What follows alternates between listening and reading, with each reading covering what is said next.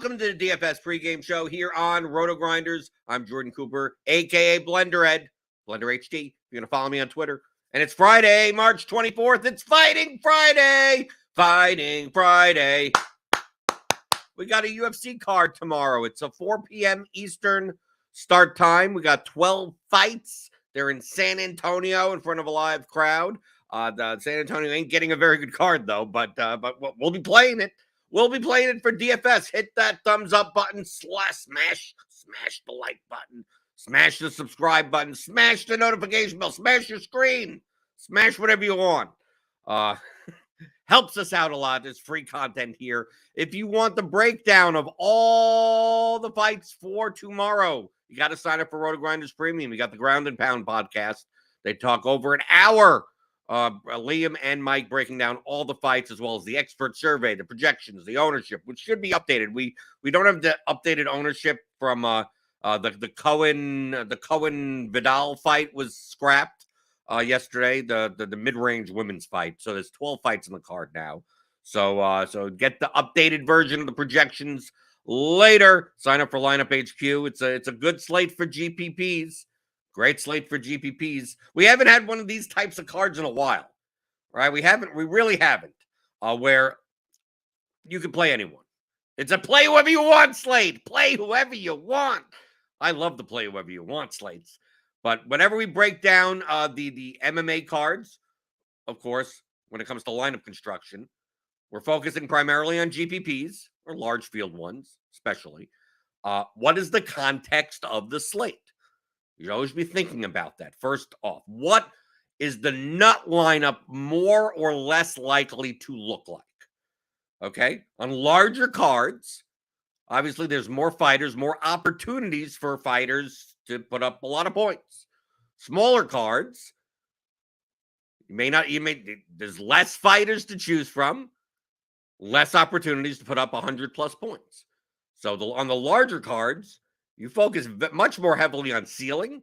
On the smaller cards, you could focus a lot more on just win equity, on just getting 6 winning fighters into your lineup. That's more likely to be the nut lineup than one where you're just aiming for the highest possible scores. And then we also look at the spread of the fights. How big are the favorites versus the underdogs? And on this slate, we have 12 fights. So that's kind of like in the middle of kind of like how big the card is, right? It's not 15, but it's not 10, right? So kind of somewhere in the middle. So this is a card where can a 90 point underdog be in the nut lineup? Yes, it can. Can it get an 85 point like dog be in the nut lineup? It's possible also. So if you're looking especially at the underdogs, like win equity goes up in a little bit of importance. Fortunately, on this card, everyone has win equity because we take a look at the odds on my spreadsheet. None of the fighters are more than 3-1 favorites. None of them. Okay, it's not like some of these pay-per-view cards where the most expensive fighter is minus 600. Then the second most expensive is minus 500. And then like all the 9K fighters are like minus 350 or better. And then you don't get a pick'em fight until like the mid-range. Like all these fights are close enough. The biggest favorite currently is Tucker Lutz, minus 280 at 9,200. But I mean, we've had cards where the minus 280 fighter was like 8,600. Right? Those are the cards where the favorites are much bigger favorites. It's less likely to see underdogs win. And the nut lineup is more likely to be like close to 50K. This card, it's quite possible half the underdogs win. I mean, if you take a look at these lines, I mean, Manal Kopp is 8,900. He's minus 180. Chidi Njokuani, 8,800, minus 150. Steven Peterson, minus 155. I mean, even the mid-range, Manuel Torres, minus 145. I mean, like the cheapest fighter is plus 170 to win, right? Nate Lindwer is the most expensive fighter. He's only minus 200. He's a 2-1 favorite as $9,400 fighter. So we may see a good amount of underdogs win. And the more underdogs win, the more and more likely that the nut lineup leaves more money on the table. It's not necessarily a 50K lineup or a 49.9 lineup.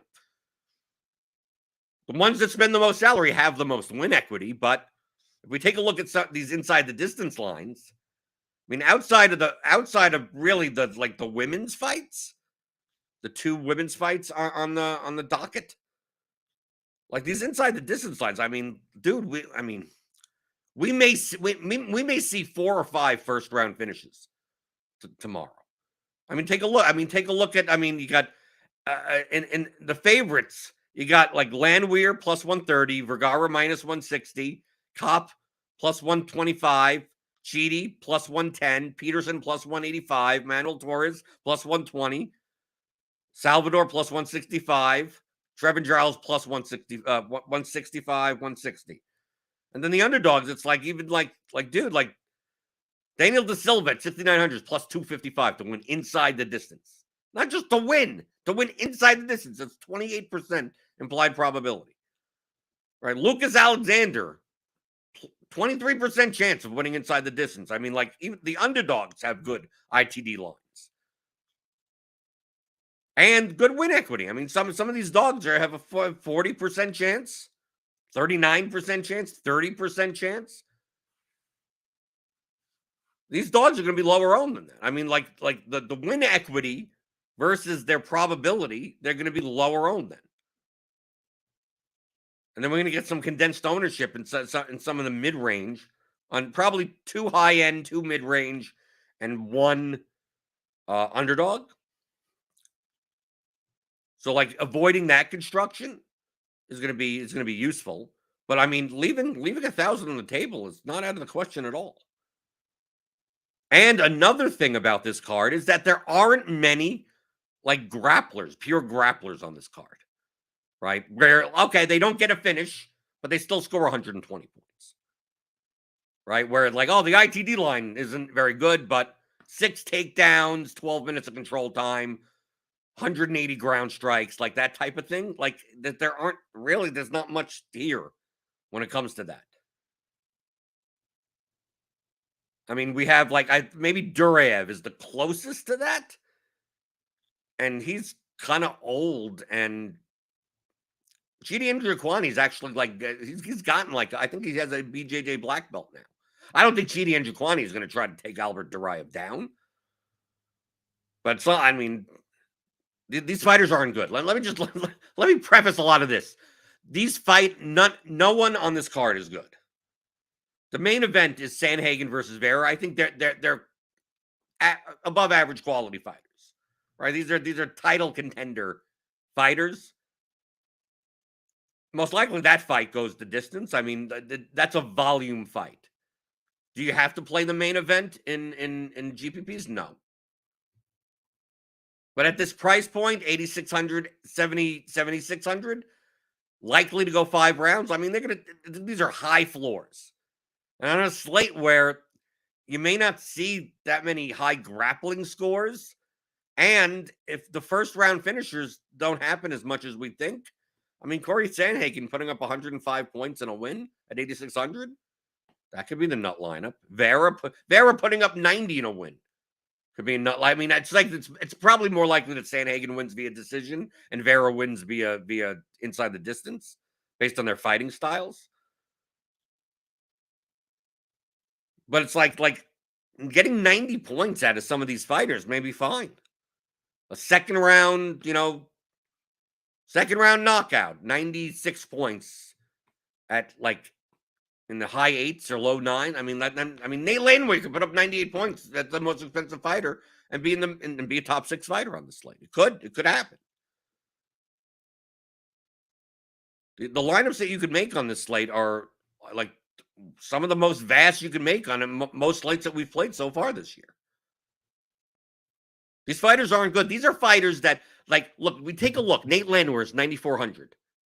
Previous fights, he was one of the mid 7K underdogs. CJ Vergara was like a 7K fighter in his last fight. Vinicius Salvador was like one of the cheapest fighters in his debut. Right, we take a look at this, like this is pretty low-level MMA. That's why I said San Antonio ain't getting a very good card. It may be an exciting card, though. It may be exciting to watch. But as far as the quality of fighter, I think it's quite suspect. A lot of these people are on their way out of the UFC, or this is their last shot at staying in the UFC. But because of that, because like everyone's in play, most of these fighters, most are untrustworthy. These are very high variance fighters. And the inside the distance lines are good. Like, dude, knockouts are going to happen. Who knows? So the variance goes up much more tremendously. So embracing the variance on this slate, I think, is much more important than any other slate. And then when we take a look at ownership, I mean, I mean, if you're going to play like cash games or like, I think popular lineup construction is going to look something like playing Vergara, Lutz, Torres, Vera. We got 7,700. Maybe Duraev or Perez against Kopp. I could see that maybe. Let's say, what can we fit in? 8,100. Yeah, something like this. Maybe something Vergara, Lutz, Torres, Vera, Perez, Parsons. Could be. I mean, like if you're building like a cash lineup, I think like most likely it's going to look something like this, I guess, with Lingo in there, even as well. I think this is the optimal. I think this is actually our projected optimal. Vergara, Lutz, Torres, Vera, Sandhagen, Lingo. Right? If I press the optimal, I based on our current projections. No, it's literal. It's like, look, I didn't even bother. Using the median projections, which I don't really care that much about in MMA. And yeah, I already got to like what most likely the cash lineup will kind of look like, or a popular like this lineup will be. I mean, stacking the main event. I think people overstack them, and you'll find too many lineups that stack the main event. Although this is the type of slate with this is the type of 5-round fight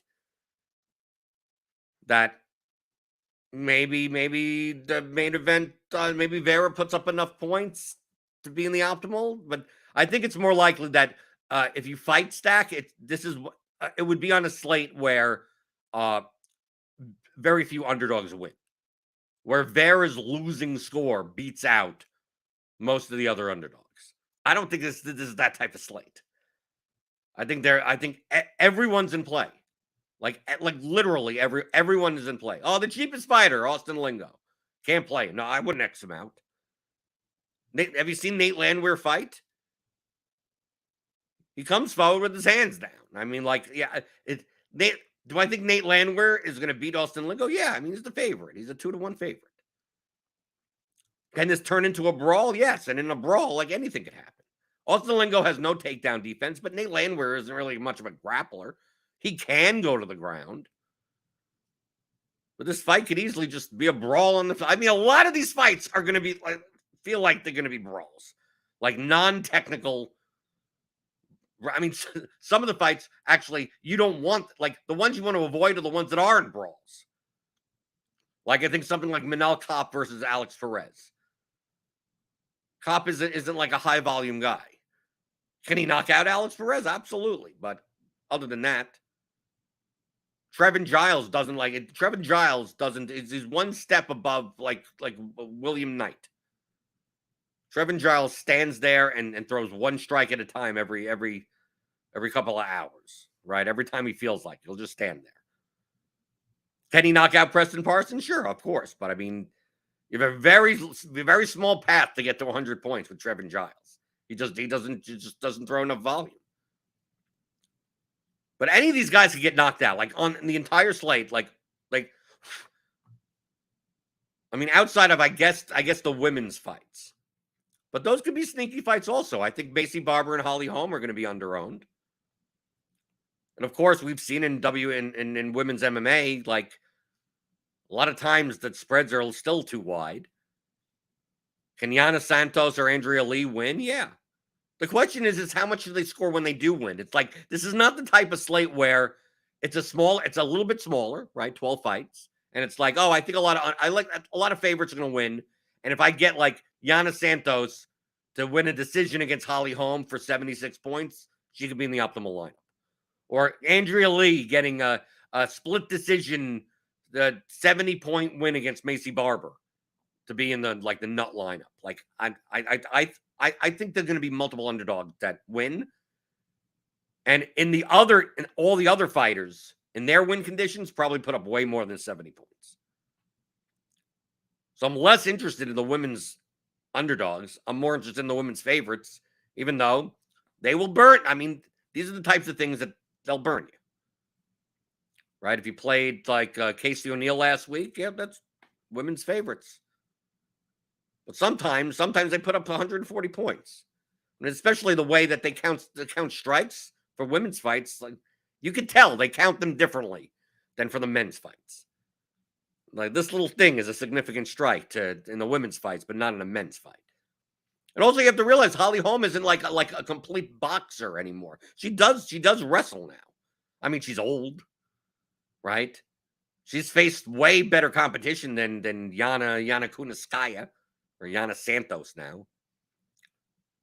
Can Holly Holm win a 3-round decision where she has 3 takedowns and 12 minutes of control time and puts up 115 points? I mean, it's possible.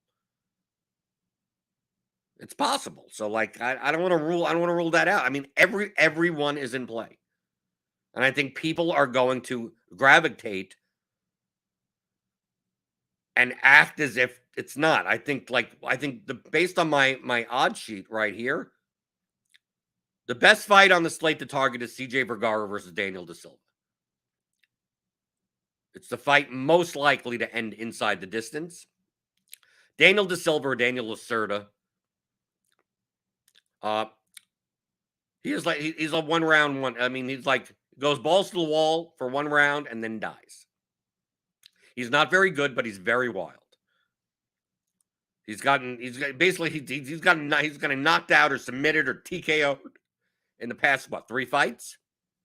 Probably fighting for his job. CJ Vergara is not like a technical guy.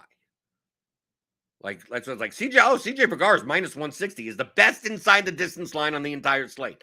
I don't know. I don't think that has that much to do with CJ Vergara being a world beater. I think it's more the fact that Daniel Da Silva just dies.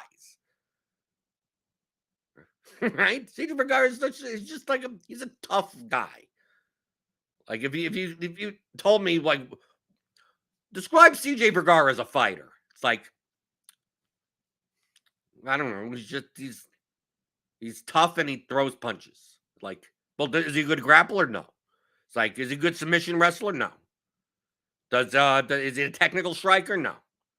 Does he have good submission defense? No. Does he have good striking defense? Yeah, his chin. He could take some punches.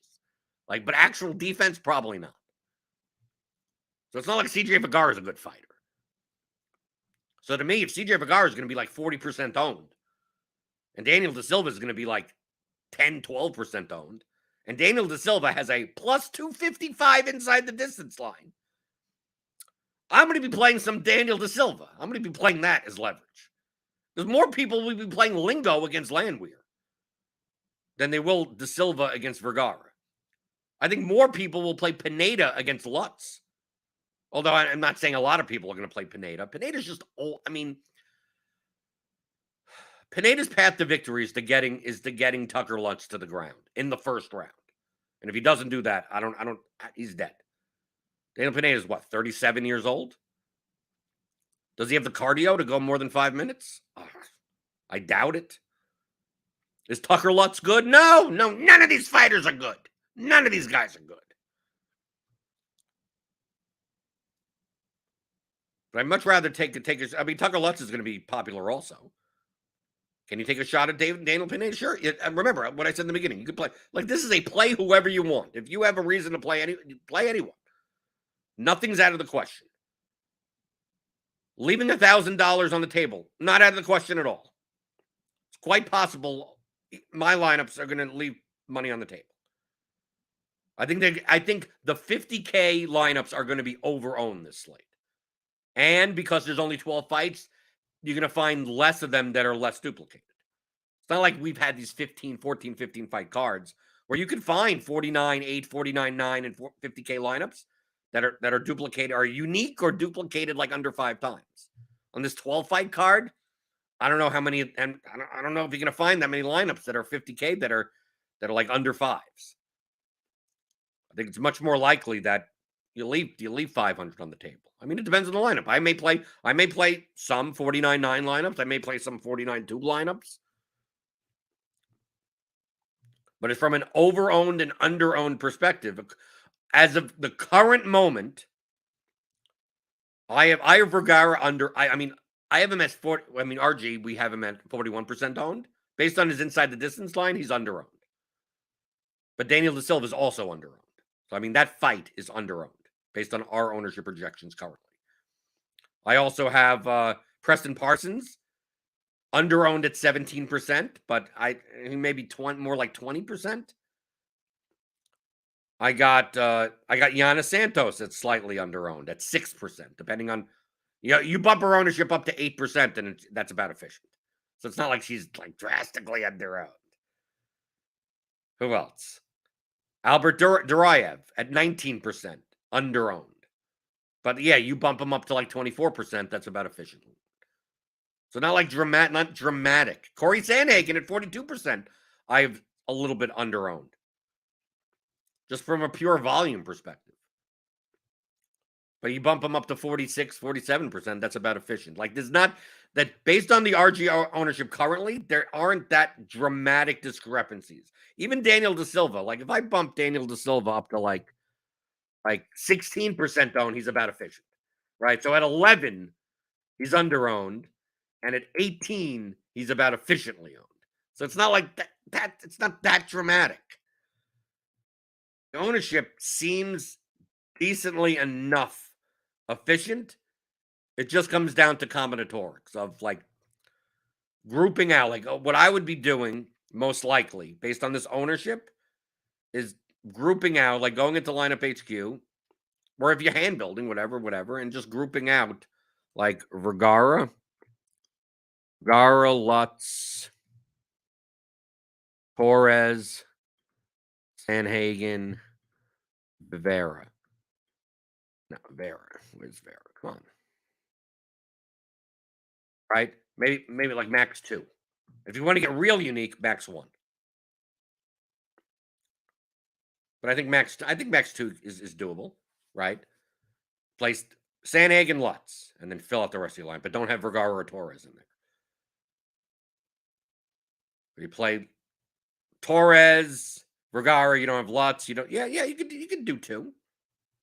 But I think this slate is wide open enough that combinatorically, I want to avoid a lot of duplication that way. Because the lineup shouldn't be that condensed. Like this ownership on the slate, like, dude, it's 24 fighters, and they all have a shot at winning. Look at the lines. Look at the betting lines.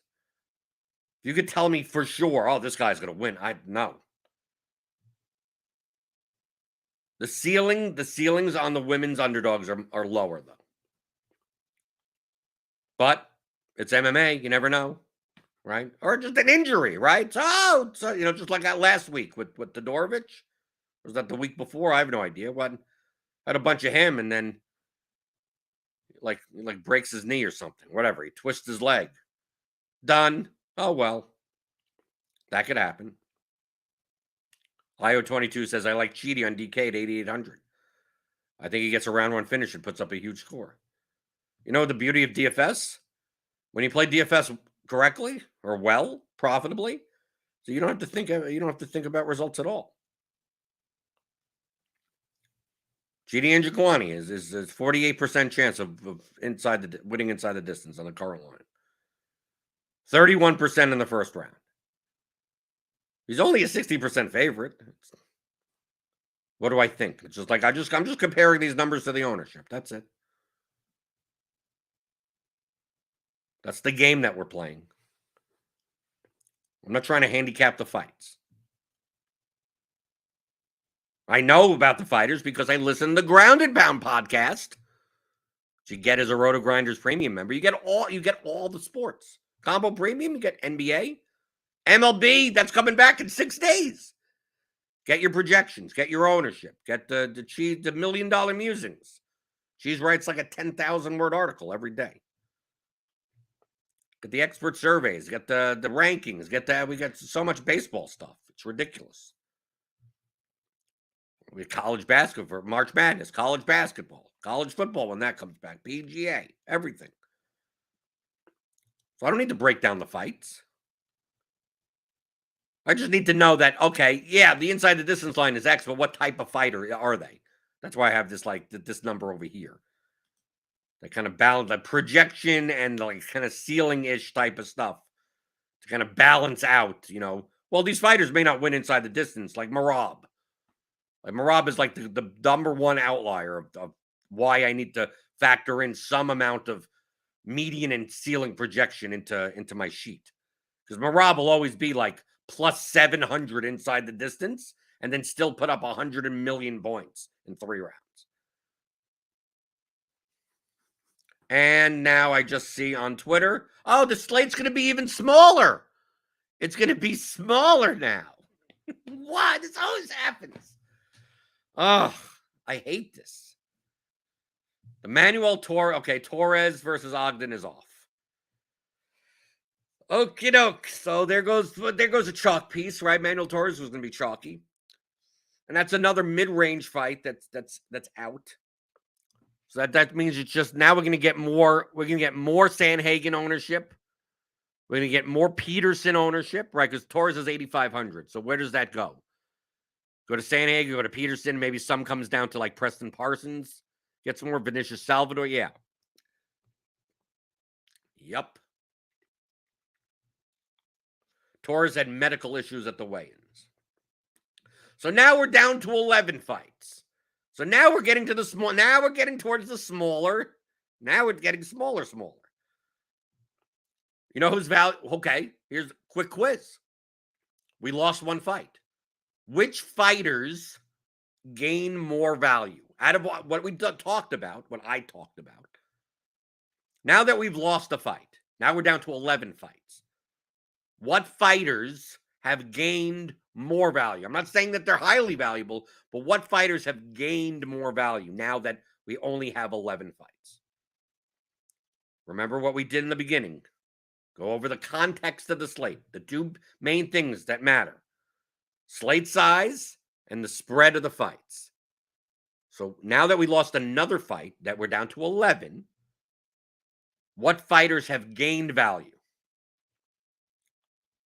If you could put them in the YouTube chat, feel free to do so. What happens as the slate size gets lower, gets smaller and smaller? When it gets larger and larger, there's more opportunities for fighters to score 100 plus points. Right? 15-fight card. Like if you had to choose between underdogs or whatever, it's like, yeah, I don't care who wins. I just care who wins and also puts up 100 points.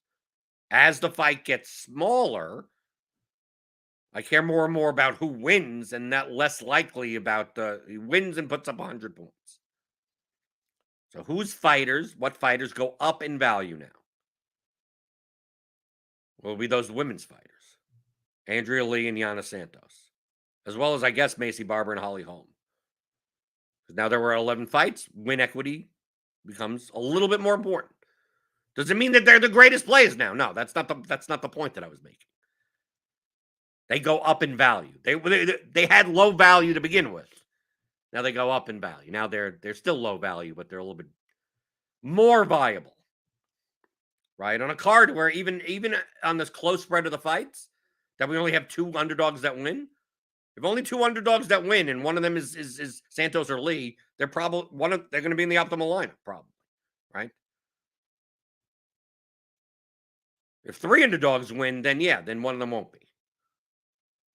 This is the type of slate where more underdogs could win. But now we've also lost a fight. now that there's only 22 fighters on the card, if Macy Barber puts up 96 points for 9,100, that's more likely to be optimal because there's 2 less fighters that could beat her out. Does that mean that she isn't? No. It's just a little bit more likely. Less fighters to compete against. Okay, so we got to redo ownership again, right? Because we're going to be losing what? We're going to be losing a lot of ownership. Ogden was going to be like 13. Yeah, we have allocated like 55% ownership to other people now. So we'll be updating this. Moneyball will be updating this later today. So you'll get the new ownership projections, new fighter projections, new everything. So go sign up for RotoGrinders Premium. Click on that link in the description. Get $10 off your first month. Also, we now have a crunch time show for UFC, for the MMA events. So we'll be here before lock. Typically, it's Mike, H3 Bluda, and Drew Matthews, Red Kachik. 45 minutes before slate lock. But Drew's out, so I'll be on the show. So I'll be on tomorrow. Tomorrow, they're getting me on a Saturday, my day off. Right? There's no soccer though, so I don't have to worry about it. So it's whatever. I'll have all my lineups done before 3:15 Eastern tomorrow anyway. So it's not that big of a deal, especially on an 11-fight card now. So tune in tomorrow. I think 3:15, 45 minutes before slate lock time. They may move. They may actually be a 4:30 start time by the time we talk about it. So I don't know. Check out the thumbnail. You'll see it on YouTube. You'll see it. So it'll be me and Mike talk about the slate. I'll probably mention a lot of the stuff that I already mentioned now. I mean, this is pretty much how I play. And Mike maybe Mike has a hot take, right? Right? His whole, when Grasso beat Shevchenko, he won a ton of money. So maybe we get a Mike hot take or something like that. Do I care? No, probably not. So I don't live in the land of hot takes, but maybe you'll get some. Because if I had a hot take, it would be like Daniel Da Silva, but like it has nothing. If you told me Daniel Da Silva was 30% owned, I would never play. So it has nothing to do with me predicting the outcome of a fight. Just that I think he's going to be under-owned, and he's facing one of the most owned fighters on the slate. He can put up 100 points, and he's direct leverage against a $9,300 fighter that's going to be popular. You tell me it's the other way around, then I play CJ Vergara. It's not about what do I think is going to happen in the fight. It has nothing to do with that. So tune in tomorrow. Give me those thumbs ups on your way out the door. Hit the like button. Smash it. Punch the like button. Punch the subscribe button. Hit it. Smash it. Headbutt it. Not illegally. Nutshot it. Nutshot it. Nutshot the like button. Nutshot it. Dude, up nutshot. Hit it whatever way you want. Hit the subscribe button. Hit the notification bell to always know when we go live here on the channel. Go subscribe to the Scores and Odds YouTube channel if you want the betting stuff from our sister site. We got MLB next week, right? Submit your MLB questions, MLB DFS questions. Questions at theoryofdfs.com. James will be on Monday. Then we'll be going over stuff on concerning leverage on Tuesday and Wednesday, and then Thursday's opening day. And I'll be on Grinders Live in the morning. Right? We always get preempted. The pregame show, typically on Wednesdays and Thursdays when there's early slate. I'm on those shows, so it'll just be me, Dean, and whoever. I think Kirk Dees is going to be on. So join us then. And then it's going to be just like 6 months of baseball. We're going to get sick of baseball after, I don't know, a month or two. Be like, oh, when is football coming back? But whatever. So tune in tomorrow, 45 minutes before slate lock time for MMA crunch time. I'll be on. Smash everything on your screen on your way out the door. Just smash everything. You'll eventually hit that like button. That's fine. And I'll be back next week. Because I'm here answering your DFS strategy questions like I always do, Monday through Friday, 11 o'clock Eastern, on the DFS pregame show on RotoGrinders.com.